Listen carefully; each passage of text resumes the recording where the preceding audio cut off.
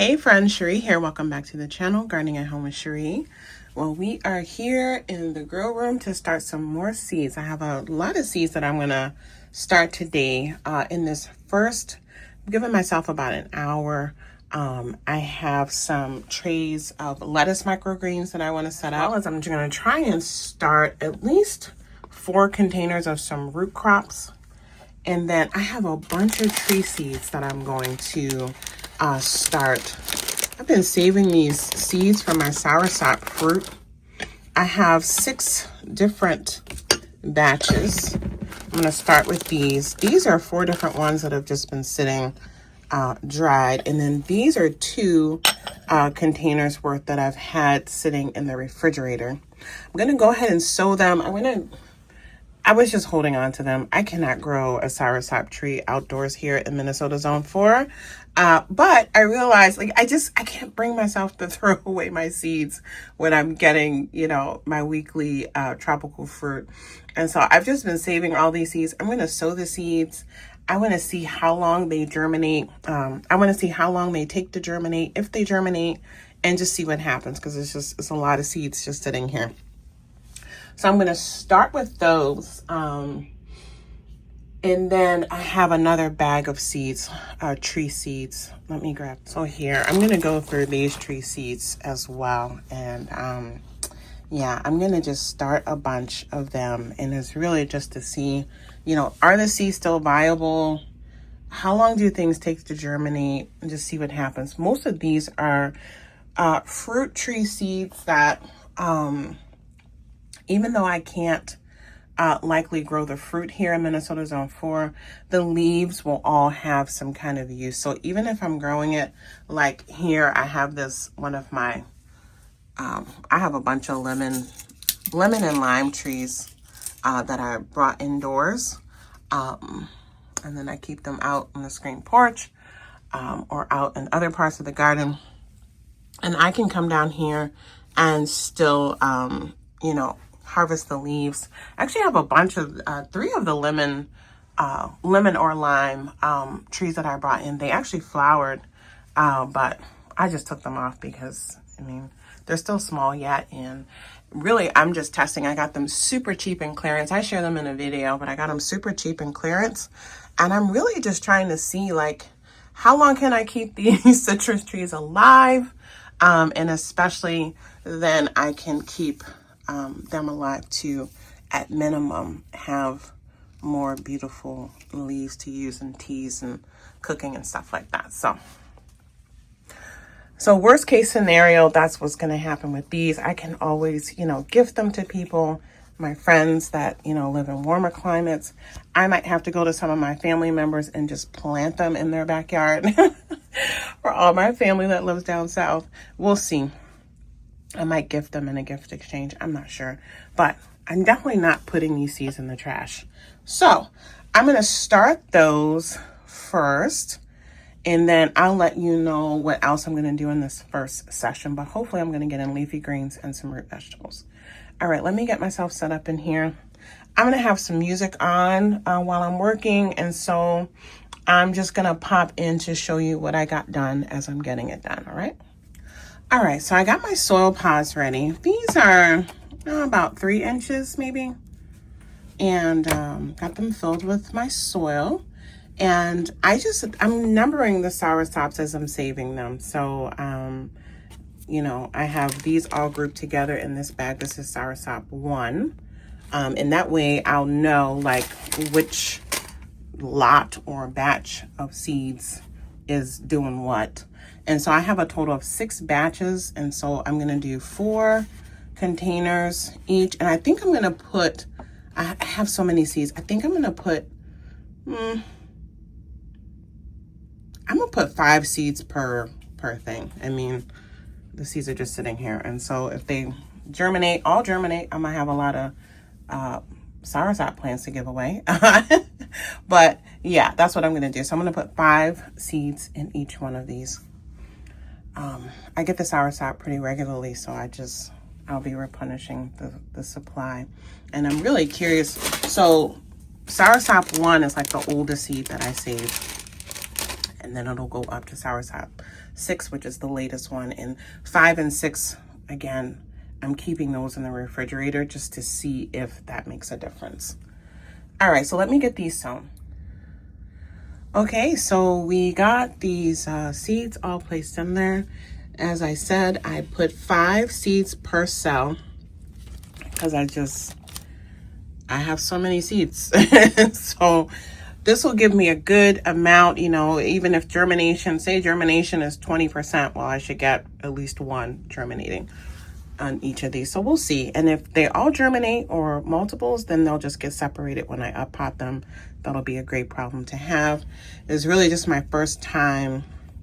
I actually bought Soursop seeds before. I bought one years ago. That first season, actually, when I did my indoor gardening in 2020, on my old gardening channel at Home with Cherie, I did a really long video sharing all my different tree seeds that I had bought, the peanut butter plant, and all kinds of really rare and exotic things that I certainly hadn't seen anybody growing. I'm sure they were, but I hadn't seen the videos.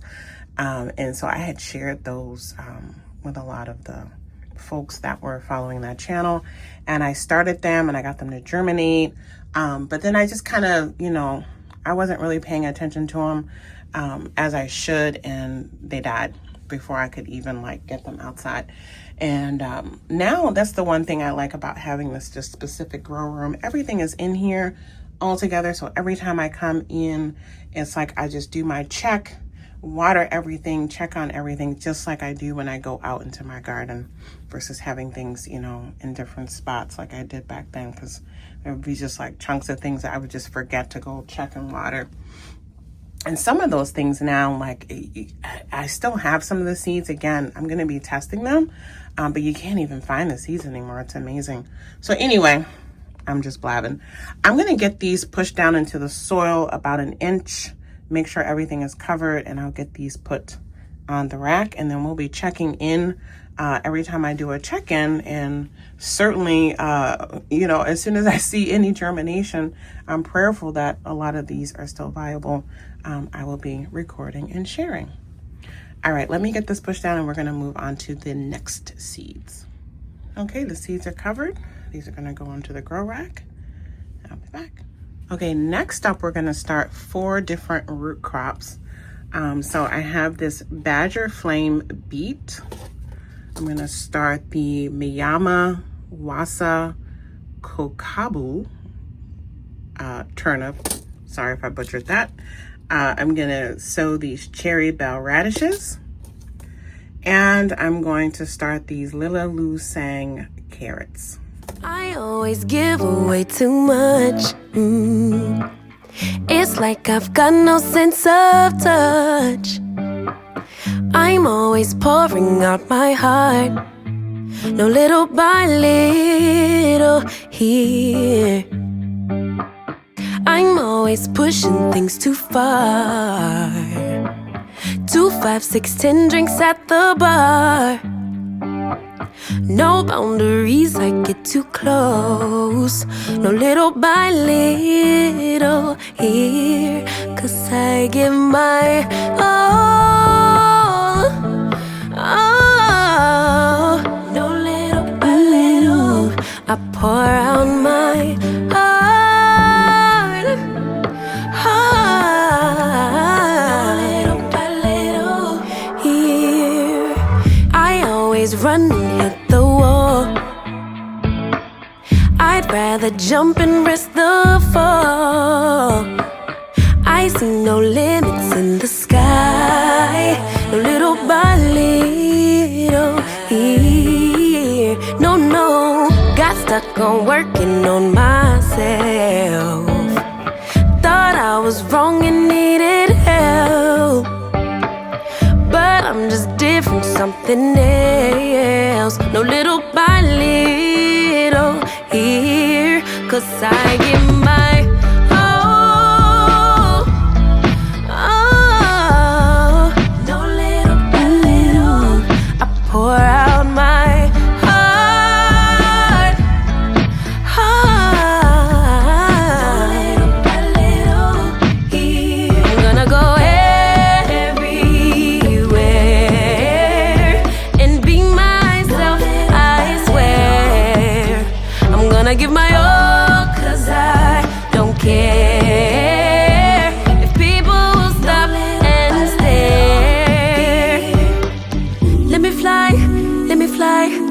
fly into the sky.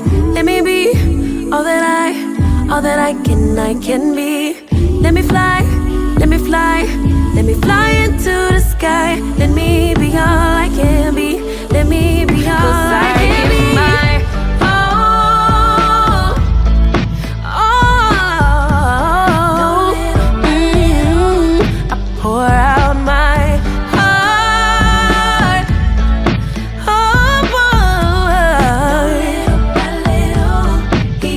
I'm gonna go everywhere and be myself, I swear. I'm gonna give my all, 'cause I don't care if people stop and stare. Let me fly, walk that fly into the sky. Let me be all that I can be. Let me fly, let me fly, let me fly right to the sky. Let me be all I can be. I'll be free. Let me be all I can be.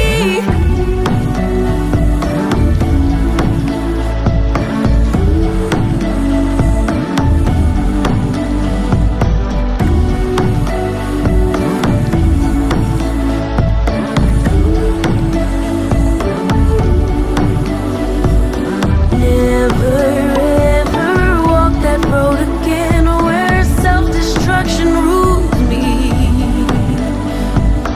Walk in heaven aligned with what I am. I'll shine again.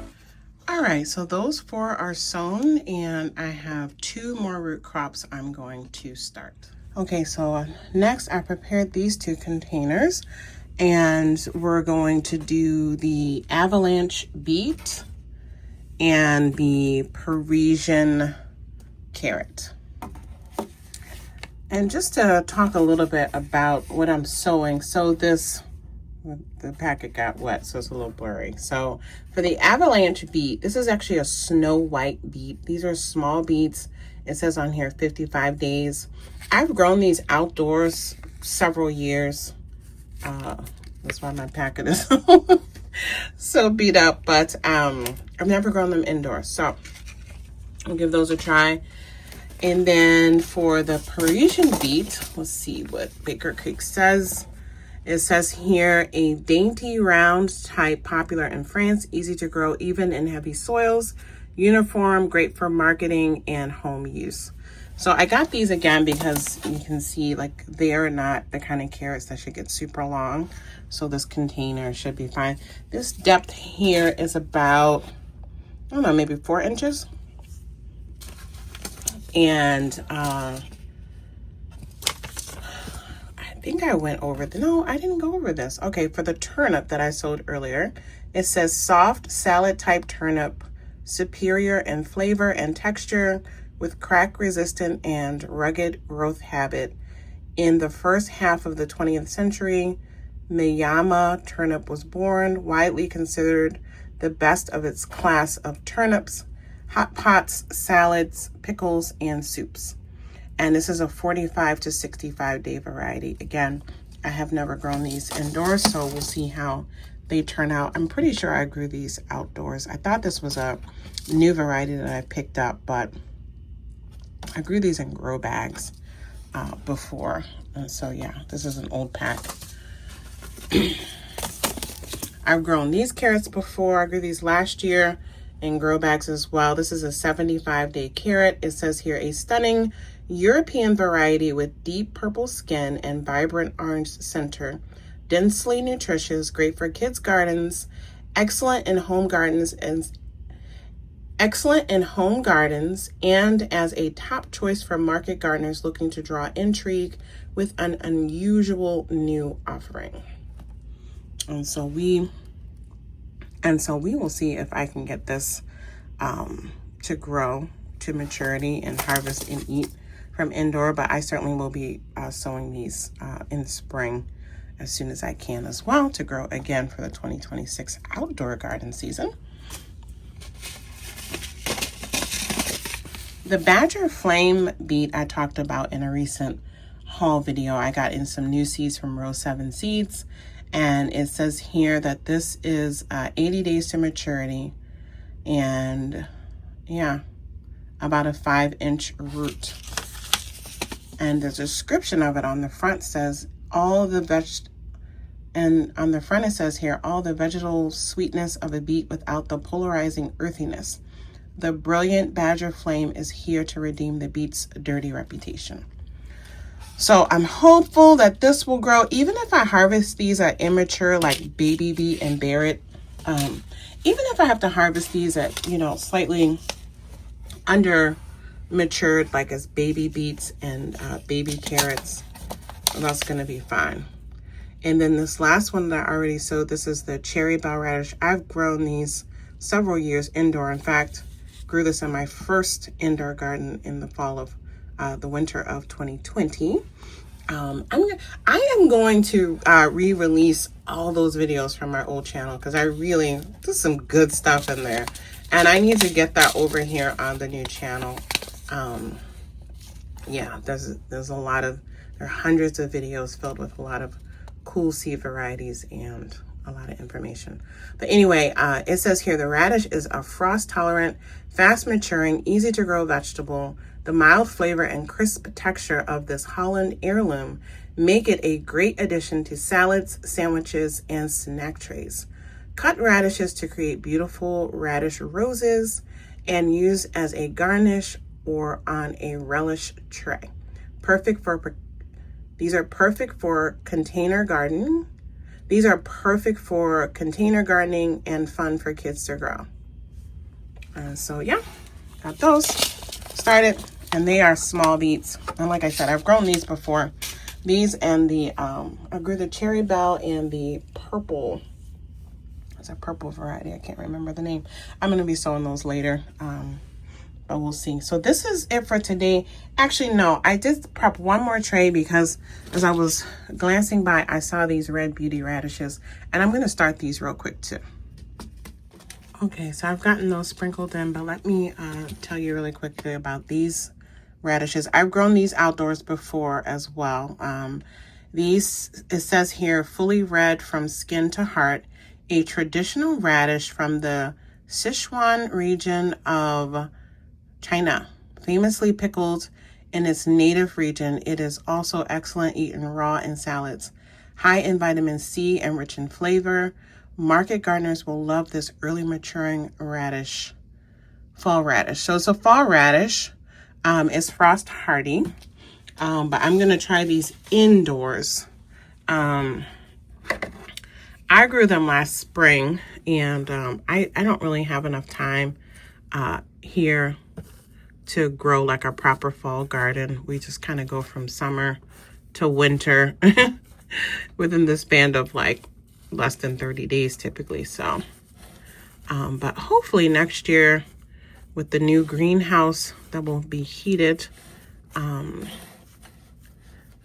I will be able to sow a fall garden with some things in there. We'll see. We'll see. I tend to just grow so much. Like even now, I'm still eating so much food that I grew during the summer. You're going to see on the cooking channel, I'm going to start sharing some of my meals that I'm preparing and how I am using up some of the winter squash that I still have. But I grow a lot of food on purpose. If you look back at my videos, you'll see hundreds and hundreds. I mean, I grew over 1,000 pounds of food this year. I didn't even add it all up, but yeah. And I preserve a lot, and I grow things that store for a long time, like my onions I'm still eating on. You're going to see those in an upcoming cooking video too. I'm going to do an update of everything that I still have fresh that I'm eating off of. But the things like the leafy greens, which are so important for your diet, and then some of these root vegetables that I didn't grow enough to really preserve. And they're things, you just want to have fresh food. So yeah, that's why I'm starting these kind of things in the indoor garden. I really want to have things that I can prepare fresh salads with. And if I have extra to pickle and stuff like that, that's fine, but that's not the intention. Most of everything that I'm growing right now in the indoor garden is meant for me to grow and harvest and eat, to have fresh food. mixing in with my diet of the preserved and canned and frozen and dried foods. So, all right, I'm going to get this on the shelf, and then we're going to do two final things. We're just going to sow some more leafy green microgreens. Got to get that salad bar ready, right? Okay, so I got the first flat ready with moistened soil, and I'm going to cover this with a mellow microgreen salad blend. In this microgreen blend, you can see here all the different seeds I've laid down. It's a mixture of broccoli, turnip, purple kohlrabi, and tender greens. All right, so I got my final tray for this seed sowing session prepared, and I'm gonna fill this tray with this French corn salad. All right, and here's what those seeds look like. So I'm gonna get these microgreens put away, and I'll be back this afternoon. I actually have some work that I have to get done, and then I'll be spending time down here after dinner doing another seed sowing session. So I will share tomorrow or the next day the next round of seeds, including these tree seeds that I did not get to. All right. Oh, and I want to show you real quick update. Some of the microgreens germinated from the other day. Let's have a peek. So slowly but surely I have the beets coming up. This is the Jazzy Mix microgreens. Some of the spinaches are popping up. Water it real quick before I go, and then here are some of the different greens. So yeah, let me get these watered quickly, and then I'm gonna get back to my work, and I'll see you guys here tomorrow. Bye-bye.